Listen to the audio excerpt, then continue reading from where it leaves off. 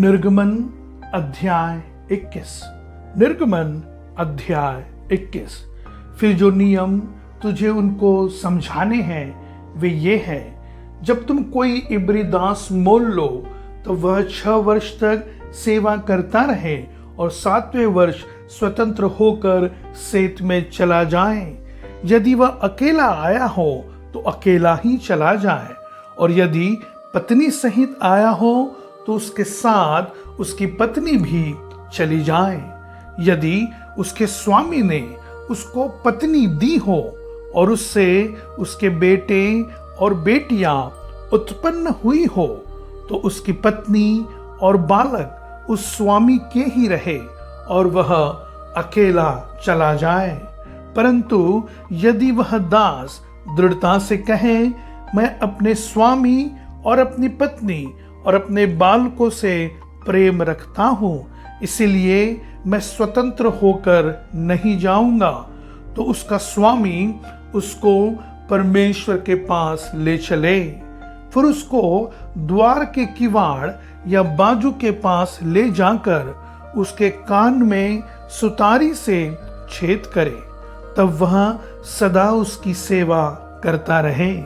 यदि कोई अपनी बेटी को दासी होने के लिए बेच डाले तो वह दासी के समान बाहर न जाए। यदि उसका स्वामी उसको अपनी पत्नी बनाए और फिर उससे प्रसन्न न रहे तो वह उसे दाम से छुड़ाई जाने दे। उसका विश्वासघात करने के बाद उसे विदेशी लोगों के हाथ बेचने का उसको अधिकार न होगा। यदि उसने उसका अपने बेटे से विवाह कर दिया हो तो उससे बेटी का सा व्यवहार करे। चाहे वह दूसरी पत्नी कर ले तो भी वह उसका भोजन, वस्त्र और संगति न घटाए। और यदि वह इन 3 बातों में घटी करे तो वह स्त्री बिना दाम चुकाए चली जाए। जो किसी मनुष्य को ऐसा मारे कि वह मर जाए तो वह भी निश्चय मार डाला जाए।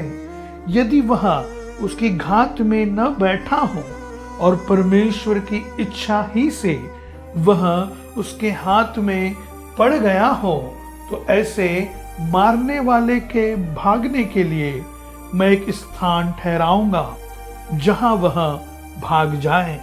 परंतु यदि कोई ढिठाई से किसी पर चढ़ाई करके उसे छल से घात करे तो उसका मार डालने के लिए मेरी वेदी के पास से भी अलग ले जाना। जो अपने पिता या माता को मारे पीटे वह निश्चय मार डाला जाए। जो किसी मनुष्य को चुराए, चाहे उसे ले जाकर बेच डाले, चाहे वह उसके यहाँ पाया जाए, तो भी निश्चय मार डाला जाए। जो अपने पिता या माता को श्राप दे वह भी निश्चय मार डाला जाए। यदि मनुष्य झगड़ते हों और एक दूसरे को पत्थर या मुक्के से ऐसा मारे कि वह मरे नहीं परंतु बिछौने पर पड़ा रहे, तो जब वह उठकर लाठी के सहारे से बाहर चलने फिरने लगे तब वह मारने वाला निर्दोष ठहरे। उस दशा में वह उसके पड़े रहने के समय की हानि भर दें और उसको भला चंगा भी करा दे। यदि कोई अपने दास या दासी को सोटे से ऐसा मारे कि वह उसके मारने से मर जाए तब उसको निश्चय दंड दिया जाए। परंतु यदि वह 2-1 दिन जीवित रहे तो उसके स्वामी को दंड न दिया जाएगा, क्योंकि वह दास उसका धन है। यदि मनुष्य आपस में मारपीट करके किसी गर्भिणी स्त्री को ऐसी चोट पहुंचाए कि उसका गर्भ गिर जाए परंतु और कुछ हानि न हो तो मारने वाले से उतना दंड लिया जाए जितना उस स्त्री का पति पंच की सम्मति से ठहराए। परंतु यदि उसको और कुछ हानि पहुंचे तो प्राण के बदले प्राण का और आंख के बदले आंख का और दांत के बदले दांत का, और हाथ के बदले हाथ का, और पाँव के बदले पाँव का, और दाग के बदले दाग का, और घाव के बदले घाव का, और मार के बदले मार का दंड हो। जब कोई अपने दास या दासी की आंख पर ऐसा मारे कि वह फूट जाए, तो वह उसकी आंख के बदले उसे स्वतंत्र करके जाने दे। और यदि वह अपने दास या दासी को मार के उसका दांत तोड़ डाले, तो वह उसके दांत के बदले उसे स्वतंत्र करके जाने दें।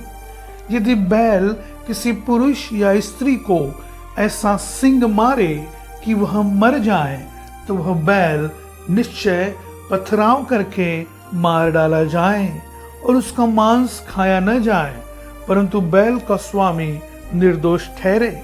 परंतु यदि उस बैल की पहले से सींग मारने की आदत पड़ी हो और उसके स्वामी ने जताए जाने पर भी उसको न बांध रखा हो और वह किसी पुरुष या स्त्री को मार डाले, तब तो उस बैल पर पथराव किया जाए और उसका स्वामी भी मार डाला जाए।